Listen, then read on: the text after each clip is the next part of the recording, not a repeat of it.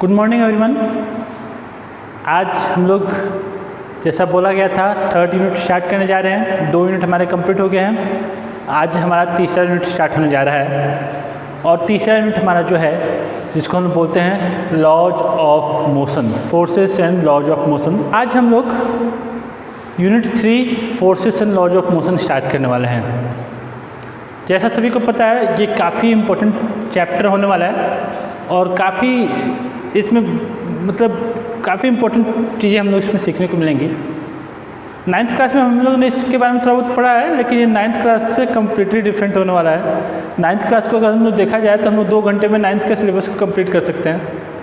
Syllabus में तो इसको भी कंप्लीट किया जा सकता है, ऐसा कोई बहुत बड़ी बात नहीं है। एक दिन में पढ़ के इसको भी कंप्लीट किया जा सकता है, लेकिन जो इस पर न्यूमेरिकल्स बनते हैं that are of most important. इसमें बहुत वेरियस टाइप्स के न्यूमेरिकल्स बनेंगे और फोर्स का कॉन्सेप्ट अगर हम समझ जाते हैं तो ये हमको आगे चल के बहुत ही ज़्यादा हेल्प करने वाला है। कैसे हम फोर्सेस को रिजॉल्व कर सकते हैं, कैसे हम फोर्स को सॉल्व कर सकते हैं, एक्सेलरेशन फाइंड कर सकते हैं, पुली मास सिस्टम हम लोग सॉल्व करेंगे। बहुत सारे टॉपिक्स हमारे पास पढ़ने को। हम लोग न्यूटन्स लॉज ऑफ मोशन को सबसे पहले समझेंगे, फोर्स को समझेंगे, इनर्शिया को समझेंगे, फिर मोमेंटम को समझेंगे, फिर चल के हम लोग बाकी चीज़ें धीरे धीरे समझेंगे। तो ये हमारा एक बहुत ही ज़्यादा इम्पोर्टेंट टॉपिक होने वाला है जिसको आज हम लोग करने वाले हैं। तो स्टार्ट करते हैं आज का हमारा टॉपिक, जो कि हमारा है लॉज ऑफ मोशन। तो स्टार्ट करते हैं लॉज ऑफ मोशन से। So, the first topic which we are going to study is force. What is force? The first topic we are going to study about what is force basically. Force क्या है? तो force क्या है? अगर एक 9th class के बच्चे से एक 8th क्लास के बच्चे से पूछो तो बोलेगा कि push and pull are called force. खींचने और ढकेलने को हम लोग फोर्स कहेंगे। 9th क्लास के बच्चे से पूछोगे तो वो कुछ और जवाब देगा। 11th क्लास वाले बच्चे भी लगभग वही जवाब देगा।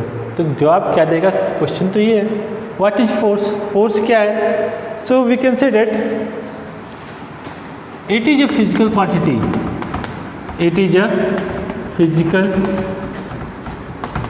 क्वांटिटी विच कैन चेंज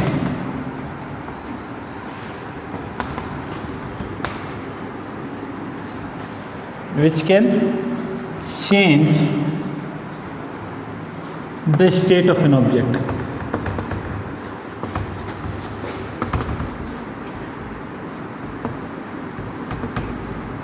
ये क्या कर सकता है? तो ये किसी भी ऑब्जेक्ट की स्टेट को चेंज करने की कैपेबिलिटी रखता है। इसका मतलब ये बिल्कुल नहीं है कि वो उसके स्टेट को चेंज ही कर देगा, but it has the capacity to change the state of an object. ये उस ऑब्जेक्ट के स्टेट को चेंज करने की कैपेबिलिटी रखता है, लेकिन उसके स्टेट को चेंज कर देगा ये बिल्कुल भी ज़रूरी नहीं है। So that is what the force basically is. It is a physical quantity which can change the state of an object. ये ऑब्जेक्ट के स्टेट को चेंज करने की कैपेबिलिटी रखता है और चेंज कर सकता है। So that is called basically the force. What is force is. Okay, तो ये हमारा हो गया फोर्स। सो क्या स्टेट चेंज कर सकता है? तो ये कर सकता है स्टेट, किस टाइप के स्टेट? तो ऑब्जेक्ट को रेस्ट ऑब्जेक्ट को मोशन में ला सकता है, मोशन में ऑब्जेक्ट को रेस्ट में ला सकता है। ये सारी चीज़ें करने की कैपेसिटी इसको होती है, जिसको हम लोग बोलते हैं फोर्स। ये किसी ऑब्जेक्ट का शेप चेंज कर सकता है, साइज चेंज कर सकता है। तो ये सारी चीज़ें करने में कैपेबिलिटी होता है। और इसका एसआई यूनिट क्या होता है? तो न्यूटन होता है। Dimensional formula m1 L1 T2 ये सब बताने की आपको ज़रूरत नहीं है, ये वेक्टर है, ये भी सबको पता है। तो ये सारी चीज़ें होती हैं जिसको हम लोग फोर्स कहते हैं। ठीक है, नाउ तो forces can be of 2 types. One can be called a balance force and other can be called an unbalance force. So what is basically a balance force and an unbalance force? So if this is an object and I am applying a force F on it and this object starts moving in the given direction, that is called an unbalanced force.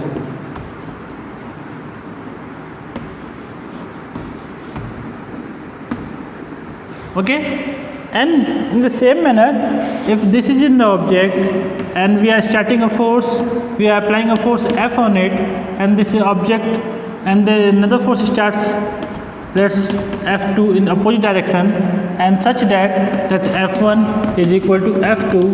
In that case, this is called an balanced force. This is called a balanced force. ये balanced force का example हो गया, ठीक है। तो basically balance और unbalance forces क्या होते हैं? तो बैलेंस फोर्स उसको बोलते हैं जो एक दूसरे को कैंसिल कर देता है, नेट रिजल्टेंट जीरो हो जाता है, और अनबैलेंस उसको कहते हैं जिसमें नेट रिजल्टेंट फोर्स जीरो नहीं होता है। तो ये दो टाइप के हमारे पास फोर्सेस हैं जो हमको मिलने वाले हैं, ठीक है। अदरवाइज अगर हम फोर्सेस को और अगर थोड़ा सा कैटेगराइज करें तो फोर्सेस को हम लोग दो टाइप से डिवाइड कर सकते हैं। एक हो जाएगा कॉन्टैक्ट फोर्स, एक हो जाएगा नॉन कॉन्टैक्ट फोर्स। तो जनरली हम लोग यहाँ पे कॉन्टैक्ट फोर्सेस की बात करेंगे जो एक दूसरे के कॉन्टैक्ट में रहने से होता है। तो वैसे टाइप के टॉपिक्स की हम लोग बात करने वाले हैं। We are going to deal with the contact forces only, okay. तो ये हमारा कॉन्टैक्ट फोर्स से रिलेटेड हमारा टॉपिक आज का होने वाला है, या हमारा पूरा चैप्टर उसी पर बेस्ड जनरली रहेगा। So let's start the topics.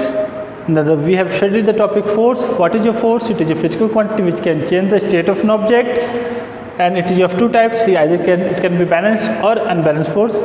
In the most cases, we will solve some question in which we have to find the acceleration of the object, which is and the masses and the pulleys are given. Okay? तो हम लोग start करते हैं आगे का topic, next topic. और हमारा next topic जो होने वाला है वो है हमारा इनर्शिया, ठीक है। So let's go for the topic which is called inertia.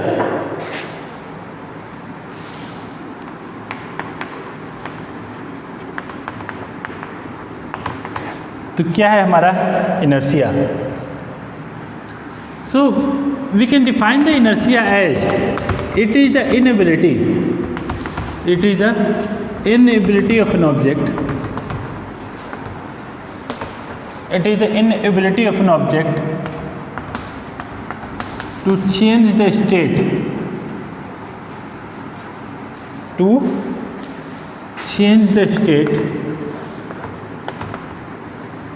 by itself. तो इनर्शिया क्या है भाई? तो ये ऑब्जेक्ट का इनेबिलिटी है अपने स्टेट में खुद से चेंज करने की। मतलब कोई भी ऑब्जेक्ट अपने स्टेट में खुद से चेंज नहीं कर सकता। तो अपने स्टेट में वो चेंज कैसे करेगा? तो उसके लिए कोई एक्सटर्नल फोर्सेस की रिक्वायरमेंट होगी, अपने से वो खुद में कोई चेंज नहीं कर सकता। Okay, such inability of an object is called the inertia of the object. मैं इस पर कल परसों I think that was Facebook और समथिंग, मैं इस पर एक लिखा हुआ था, कुछ अच्छा चीज़ लिखा हुआ था, मैं पढ़ रहा था, लेख लिखा हुआ था, किसी ने लिखा था, I don't know whether it was true और फॉल्स, बट वहाँ पे मदर लैंग्वेज के इम्पोर्टेंस को बताया गया था। There was an officer rank person जो क्या करता था, तो उसका बच्चा कहीं 9th क्लास में कोई इंग्लिश मीडियम स्कूल में पढ़ रहा होता था, और पता नहीं वो आदमी को अचानक से क्या लगता है कि नहीं भाई मेरा बच्चा इंग्लिश मीडियम स्कूल में नहीं पढ़ेगा, मेरा बच्चा एक हिंदी मीडियम स्कूल में पढ़ेगा, और वो बच्चे को हिंदी मीडियम स्कूल में डाल देता है 9th क्लास से। 8th क्लास तक सब कुछ इंग्लिश में पढ़ा जाता है, बट 9th क्लास से वो बोलता है कि नहीं भाई मैं बच्चे को हिंदी मीडियम स्कूल में पढ़ाऊँगा, अपने मदर लैंग्वेज में पढ़ाऊँगा जो कि मेरा हिंदी है ना कि इंग्लिश है, ऐसा बोला गया। उसको ये माइंड में कॉन्सेप्ट क्यों आया? क्योंकि जब उसके पिताजी ने पूछा बच्चा चलो बताओ मेरे को इनर्शिया क्या होता है, tell me what is inertia. तो बेसिकली हम लोग करते क्या हैं, जब हम लोग कोई टॉपिक आता है, डिफिनेशन आता है, तो हम लोग सच में उसको रटने की कोशिश करते हैं, और क्योंकि इंग्लिश हमारा अपना लैंग्वेज नहीं है, हम लोग सच में उसको रटते ही हैं। तो क्या रटते हैं? तो it is the inability of an object to change. क्योंकि अगर हम लोग रट नहीं पाए सही से, तो हम लोग रट रहे हैं, समझ नहीं रहे हैं, तो टॉपिक्स को समझते नहीं हैं, तो ये हमारा मेन प्रॉब्लम हो जाता है। तो जब बच्चे से पूछा उसने, पेरेंट्स ने, कि भाई बच्चा बताओ इनर्शिया क्या होता है, तो बच्चा थोड़ा सा सकपका गया और आंसर देने में थोड़ा सा हेजिटेट कर रहा था।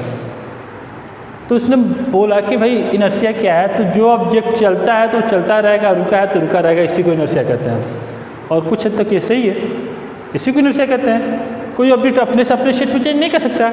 हम लोग भले कितना भी इंग्लिश क्यों नहीं पढ़ते हैं, बट एक्सप्लेनेशन हम लोग चाहते हैं कि कोई हमको हिंदी में ही दे। लेकिन क्योंकि अब हम लोग का ये सिस्टम बन चुका है, हम लोग इंग्लिश ही पढ़ते हैं, इंग्लिश ही हर जगह पे है, और बेसिकली हायर स्टडीज़ में भी हमको इंग्लिश की रिक्वायरमेंट पड़ती है, क्योंकि हिंदी में हायर स्टडीज़ हमारे कंट्री में नहीं होती है, तो हम लोग को इंग्लिश का जरूरत पड़ता है। बट स्टिल मदर लैंग्वेज में जो भी कुछ समझते हैं, अपने मदर लैंग्वेज में समझते हैं। सो बेसिकली हम लोग जैसे अगर हम बात करते हैं इनएबिलिटी, तो इनएबिलिटी हम लोग नहीं समझेंगे, उसको पहले हिंदी में कन्वर्ट करेंगे, फिर जाके उसको समझेंगे। ऑब्जेक्ट नहीं समझेंगे, ऑब्जेक्ट को हम समझेंगे वस्तु, तब हम कोई भी चीज़, मैंगो बोलते हैं तो मैंगो से मैंगो नहीं समझ पाता, मैंगो से हम लोग आम कन्वर्ट करते हैं, फिर जाके उसको समझते हैं। तो बेसिकली हम लोग इंग्लिश में पढ़ते हैं, लेकिन इंग्लिश को फिर से हिंदी में कन्वर्ट करते हैं, फिर जाके उसको समझते हैं। जो भी है, मदर लैंग्वेज को हमको रिस्पेक्ट करना चाहिए, कोशिश करना चाहिए कि मदर लैंग्वेज को हम लोग और बढ़ाएं, बट हम लोग की मजबूरी है इंग्लिश में पढ़ने की। ठीक है। हाँ, तो बच्चे ने को जब हिंदी मीडियम में डाला और हिंदी मीडियम में 12th तक पढ़ाया, तो आगे चल के क्या पता चला, उसका बच्चा का गेनिंग कैपेसिटी बढ़ा, समझने की कैपेसिटी बढ़ी, और उस बच्चे ने 12 में अपने स्टेट में 2nd रैंक लेके आया। क्वाइट अचीवमेंट, अगर ये ट्रू रहा, ट्रू अगर मैसेज लिखा हुआ होगा तो। ठीक है। तो मदर लैंग्वेज में समझते हैं, मदर लैंग्वेज को हम लोग रिस्पेक्ट करना चाहिए, और मदर लैंग्वेज को साथ लेकर हमको दूसरी लैंग्वेज को भी पढ़ना चाहिए। ऐसा नहीं है कि हाँ मदर लैंग्वेज है तो मदर लैंग्वेज के पीछे ही पड़ जाए, जो भी कुछ करेंगे मदर लैंग्वेज में ही करेंगे, तो ऐसा नहीं है। मदर लैंग्वेज हमारा अपना रिस्पेक्ट है, हम उसको करते रहेंगे, देखते रहेंगे, बट साथ में क्योंकि हमारे पास कोई ऑप्शन नहीं है, we have to deal with English also, there is no option for us. Okay, क्योंकि यही टॉपिक पे था इसलिए मेरे को याद आ गया अचानक से। तो हाँ, चलते हैं इनर्शिया पे। तो इनर्शिया क्या होता है, तो किसी भी ऑब्जेक्ट की इनेबिलिटी होती है अपने स्टेट में खुद से चेंज करने की। कोई भी ऑब्जेक्ट अपने स्टेट में कोई भी टाइप का चेंज नहीं कर सकता, इस इनेबिलिटी को उस ऑब्जेक्ट का इनर्शिया कहते हैं। और ये 3 टाइप का होता है। तो inertia of an object is 3 types. So types of inertia, inertia के प्रकार कितने होते हैं। सबसे पहला होता है इनर्शिया ऑफ रेस्ट।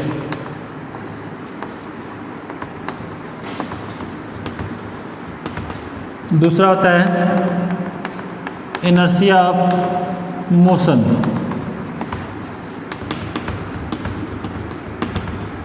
और तीसरा होता है इनर्शिया ऑफ डायरेक्शन। तो हमारे पास 3 टाइप का इनर्शिया होता है, inertia of rest, inertia of motion and inertia of direction. ये 3 टाइप के इनर्शिया हमारे पास जो हम जानते हैं। नाउ किसी भी ऑब्जेक्ट की इनेबिलिटी अपने स्टेट को चेंज करने की उसको इनर्शिया बोलते हैं। ये 3 टाइप की इनर्शिया हो गई। इनर्शिया ऑफ रेस्ट क्या कहता है कि कोई भी ऑब्जेक्ट अगर रेस्ट में है तो वो रेस्ट में रहेगा। So we can define that by the inability of an object to change the state of rest by itself is called the inertia of rest। तो कोई भी ऑब्जेक्ट अपने आप को रेस्ट से मोशन में नहीं ला सकता, इस इनेबिलिटी को उस ऑब्जेक्ट का इनर्शिया कहेंगे, इनर्शिया ऑफ रेस्ट कहेंगे। सिमिलरली इनर्शिया ऑफ मोशन क्या होगा, तो कोई भी ऑब्जेक्ट अपने मोशन में है तो मोशन में रहेगा, अपने से वो खुद में रेस्ट में नहीं ला सकता, तो उस ऑब्जेक्ट के इस इनेबिलिटी को इनर्शिया ऑफ मोशन कहेंगे। और इनर्शिया ऑफ डायरेक्शन क्या कहते हैं कि कोई भी ऑब्जेक्ट अगर स्ट्रेट पाथ पे चल रहा है तो स्ट्रेट पाथ पे चलते रहेगा, अपने से वो अपने डायरेक्शन में कोई चेंज नहीं ला सकता। इस प्रॉपर्टी को उस ऑब्जेक्ट का इनर्शिया ऑफ डायरेक्शन कहेंगे। तो 3 टाइप के इनर्शिया हम लोग देख चुके हैं, inertia of motion, inertia of rest and inertia of direction. ये 3 टाइप के इनर्शिया हमको होते हैं। ठीक है, तो ये हमारा इनर्शिया हो गया। क्लियर है। And one more thing I would like to discuss, the inertia depends on the mass only। Inertia जो है भाई वो बस मास पे डिपेंड करता है और किसी फैक्टर पे डिपेंड नहीं करता है। It only depends on the mass of the object. So inertia is a quantity which depends on the mass. ठीक है, तो ये हमारे टॉपिक्स हो गए। Inertia, inertia of rest, inertia of motion, inertia of direction. अब हम लोग अगले टॉपिक पे चलते हैं और आज का हमारा नेक्स्ट टॉपिक है जिसको हम लोग बोलेंगे, क्या कहेंगे,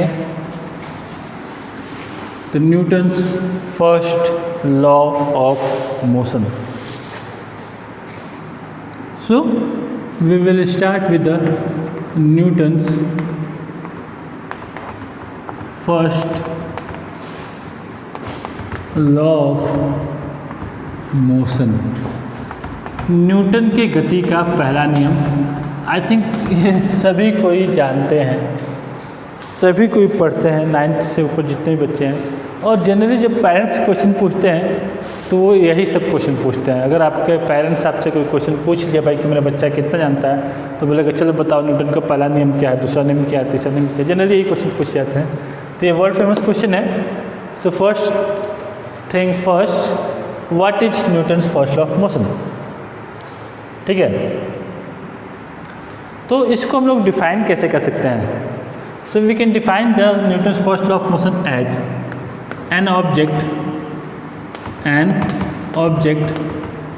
will continue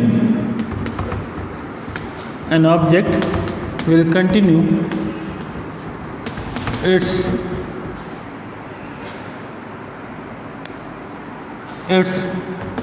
state of rest or uniform motion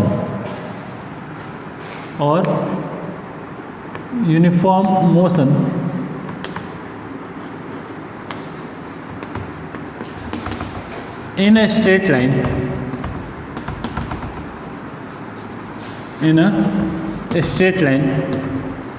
unless an external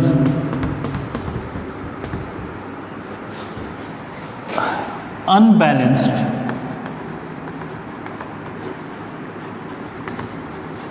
force acts on it।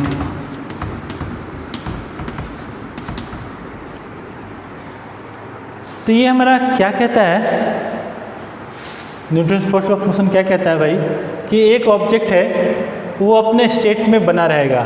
तो कौन सा स्टेट, तो रेस्ट में या यूनिफॉर्म मोशन में, एक स्ट्रेट लाइन में, जब तक उस पर कोई एक्सटर्नल अनबैलेंस फोर्स एक्ट ना करे।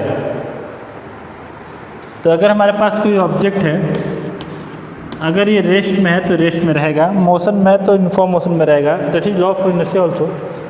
कब तक, जब तक इस पर एक्सटर्नल अनबैलेंस फोर्स एक्ट करना ना शुरू कर दे। अगर इस पर एक एक्सटर्नल अनबैलेंस फोर्स एक्ट करना शुरू कर देगा तो ये रेस्ट से मोशन में चला जाएगा। अगर मोशन में है तो मोशन से रेस्ट में भी ला सकता है। तो इसी प्रॉपर्टी को, इस स्टेटमेंट को न्यूटन्स का फर्स्ट लॉ ऑफ मोशन कहा गया। ये किसी ऑब्जेक्ट कब हमारा रेस्ट में जाएगा, कब मोशन में जाएगा, उसको डिफाइन करता है।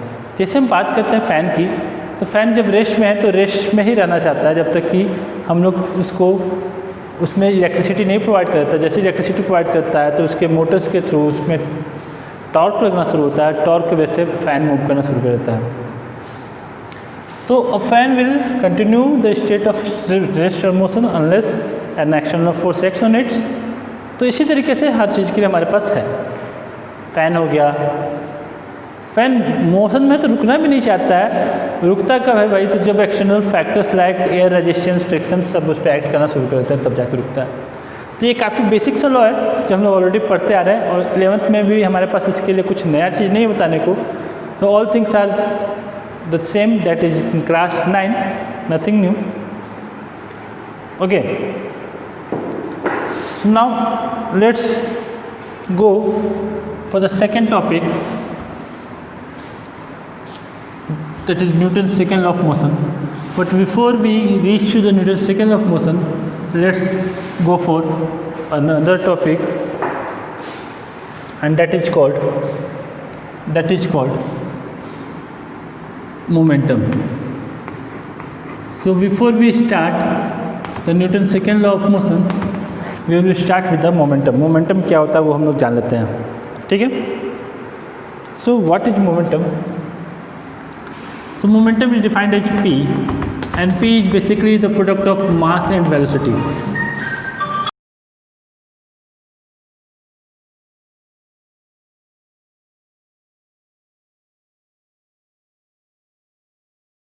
Momentum is defined as it is the product of mass and the velocity.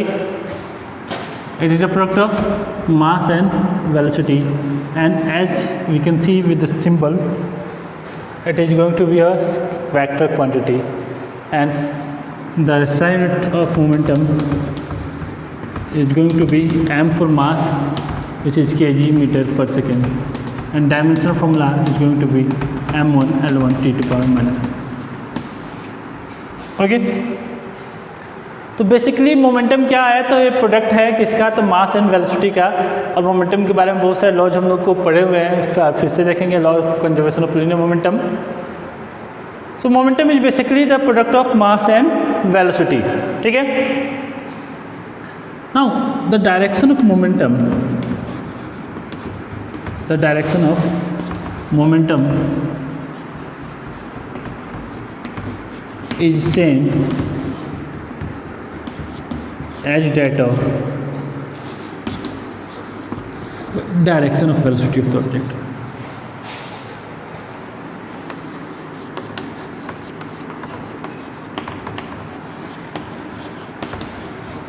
तो मोमेंटम का डायरेक्शन जो होता है ऑब्जेक्ट के वेलोसिटी के डायरेक्शन के सेम होता है, ठीक है। देयर इज नो, जो हमारा वेलोसिटी का डायरेक्शन होगा वही मोमेंटम का डायरेक्शन हमारा होगा। तो ये हमारा मोमेंटम हो गया। कुछ वैसा कुछ नहीं है, मोमेंटम को सबको पता है। आई डोंट थिंक कि किसी को अलग से बताने की जरूरत है। Momentum is same, okay. ऐसा यूनिट हमको पता है, डायरेक्शन को पता चल गया, तो इसको हम मोमेंटम कहते हैं, ठीक। Law of conservation of momentum हम लोग आगे चल के पढ़ेंगे, क्योंकि हमको न्यूटन सेकंड लॉ करना है, तो हमको इसके लिए मोमेंटम की रिक्वायरमेंट पड़ेगा। So let's start with the Newton's second law of motion. Newton's second law of motion. So before we start the Newton second law of motion, let us have a block whose mass is m and we are applying a force F on it. Newton first law क्या कहता है, अगर हम force F apply करते हैं and force unbalance है, let us consider this, it is moving with a velocity u already, and from u its velocity becomes b after some times, that is t. तो हमने एक object लिया जिसका मास था m, और उस मास m पे हमने एक फोर्स लगाया F, जिससे क्या हो गया, तो इसका वेलोसिटी u से क्या हो गया, तो v हो गया। टाइम कितना लगा, तो टाइम लगा हमारा t। So in the time interval of t the velocity has change from u to v। So obviously we can see there is change in velocity of the object. Since there is a change in velocity of the object, some acceleration is going to act on it, ठीक। So let's go for the Newton's second law of motion. So the statement of Newton's second law of motion is, it says that the rate of change of linear momentum, the rate of change of linear momentum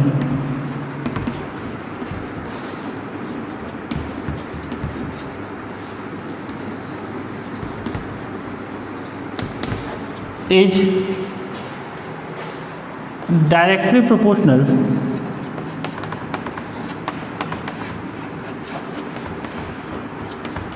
the rate of change of linear momentum is directly proportional to the force applied.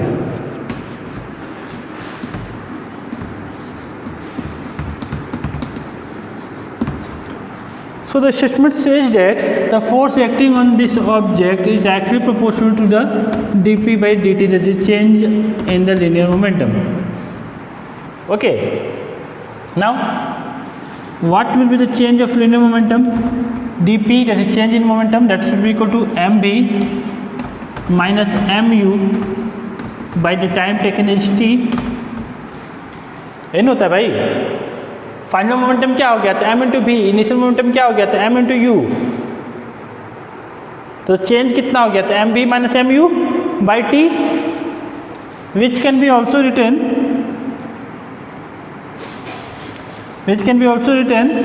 M v minus u by t and m v minus u by t, शायद नीचे चला गया cut गया हो तो अलग बात है, एज यू नो, और छोड़ मैं ऊपर लिख देता हूँ.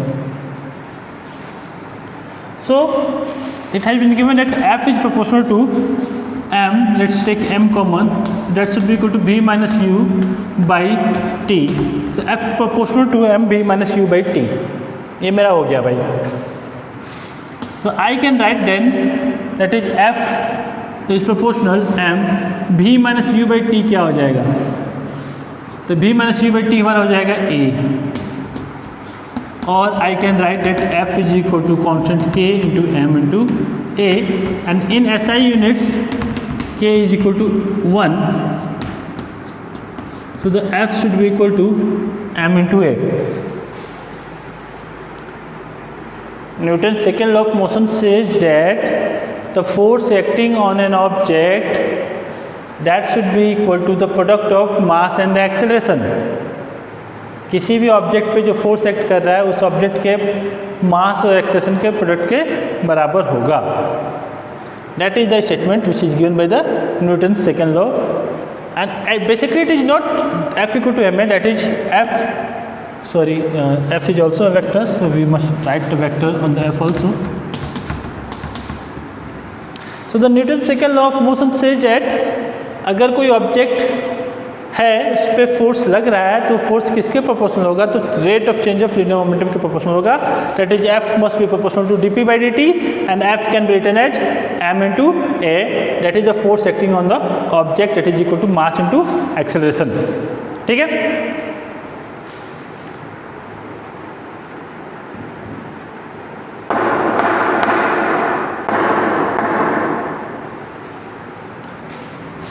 तो ये हमारा हो गया न्यूटन का सेकेंड रूल, और basically this is the only real law of motion.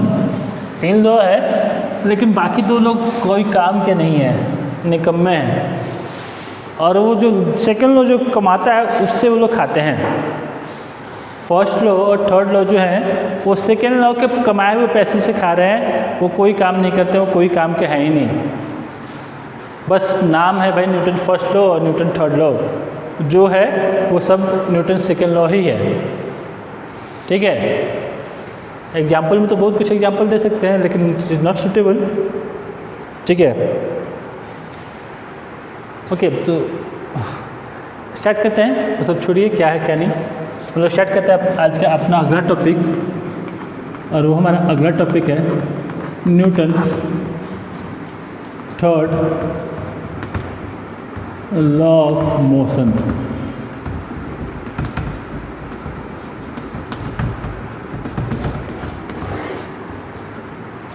Newton's का गति का तीसरा नियम, Newton's third law of motion. तो ये हमारा लॉ क्या है, ये हम लोग देखना चाहते हैं. एक बहुत सा छोटा सा एकदम सिंपल सा इसका डिफिनेशन है. ठीक है. इसका डिफिनेशन मतलब ये सब क्या था, इतना छोटा डिफिनेशन. तो हाँ, इसके स्टेटमेंट है forces always occur in pair. हमारे जो फोर्सेस आते हैं वो हमेशा पेयर में आते हैं, बस ख़त्म. अब बोलो कि ये कैसा डिफिनेशन है, तो है. तो डिफिनेशन क्या कहता है कि फोर्सेस हमेशा पेयर में आते हैं, बस. इसका मतलब बोल रहा है कि अगर आप इस पे कुछ फोर्स लगा रहे हैं एफ ए पे, तो ये आप पे फोर्स लगाएगा F B. So if there is 2 objects A and B, and A is applying a force on B, then B must apply a force on A, and it will be given that FA should be equal to FB, but with a negative sign. तो बोला कि force जब भी आएगा तो force हमेशा pair में आएगा, पेयर में आएगा मतलब ए पे आएगा तो बी पे भी लगेगा, बी पे लगाएगा तो ए पे भी लगेगा, और ये फोर्सेस क्या होंगे तो पेयर में होंगे, पेयर में होंगे तो और क्या होगा, तो जो फोर्स लग रहा है ए पे वही फोर्स लगेगा बी पे, लेकिन क्या होगा तो डायरेक्शन बस अपोजिट होगा। मेन टू से अगर फोर्स ए पे लगेगा तो फोर्स बी पे भी लगेगा, अगर ए फोर्स बी पे लगा रहा है और बी ए पे भी फोर्स लगाएगा, जितना फोर्स ए इस पे लगाएगा उतना ही फोर्स ए इस पे लगाएगा। इसको हम लोग गलत तरीके से इंटरप्रेट करते हैं। कहने का मतलब क्या होता है, हम लोग बहुत बार क्या करते हैं, कोई आते हैं कोई एक थप्पड़ मार दिया तो बराबरी करने का तो वो भी थप्पड़ मार दिया तो बराबर हो गया, ये Newton third law of motion नहीं है, ऐसा नहीं होता है।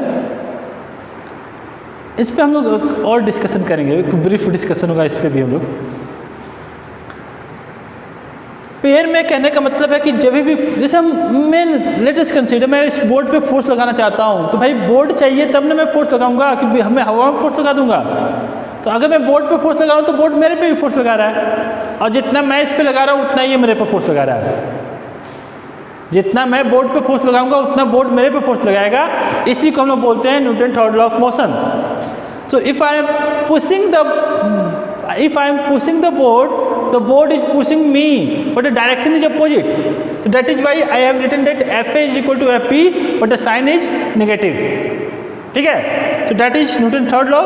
इसको हम लोग एक दूसरे तरीके से भी हम लोग इसको डिफाइन करते हैं, that is for every action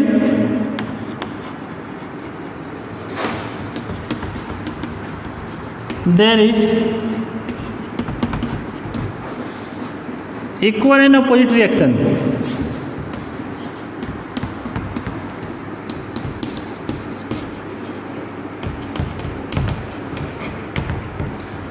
भाई मैं इस पे तो कंप्लीटली डिसएग्री करता हूँ, ये स्टेटमेंट ही गलत है।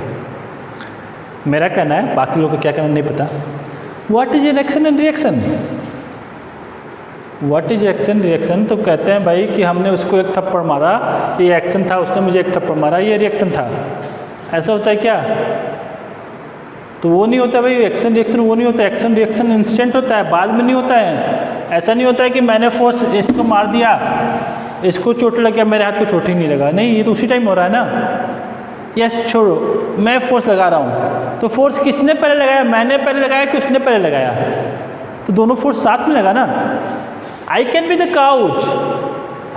Couch of force, but I am not the which is applying the action, I am not the action। दोनों साथ में हो रहा था, either both are action or both are reaction, not the action and reaction। तो ये statement पे को गलत लगता है, पता नहीं बाकी लोगों को क्या कहना है, but from my point of view the statement is wrong। there is nothing like action and reaction। Action और रिएक्शन टाइप की चीज़ नहीं होता है, दोनों होता है तो इंस्टेंटेनियस होता है, साथ में होता है। ठीक है, तो ये हमारा न्यूटन का थर्ड लॉ समाप्त होता है। ठीक है, जब हम लोग देख क्या रहे हैं कि जब भी फोर्स लगता है एक ऑब्जेक्ट दूसरे पे लगा तो दूसरा ऑब्जेक्ट भी उस ऑब्जेक्ट पे लगाएगा, उतना ही लगाएगा, ना कम ना कि ज़्यादा। तो इसी के साथ हमारा आज का चैप्टर समाप्त होता है, आज का टॉपिक समाप्त होता है। हम लोग स्टार्ट करेंगे कल से नया topic, let will start with impulse से हम स्टार्ट करेंगे। Impulse, conservation of linear momentum, impulse momentum theorem, और उसके बाद हम लोग मेन टॉपिक की तरफ प्रोसीड कर जाएंगे। ठीक है, तो आज हम लोग यहीं पे समाप्त करते हैं, मिलते हैं सोमवार को नेक्स्ट टॉपिक के साथ।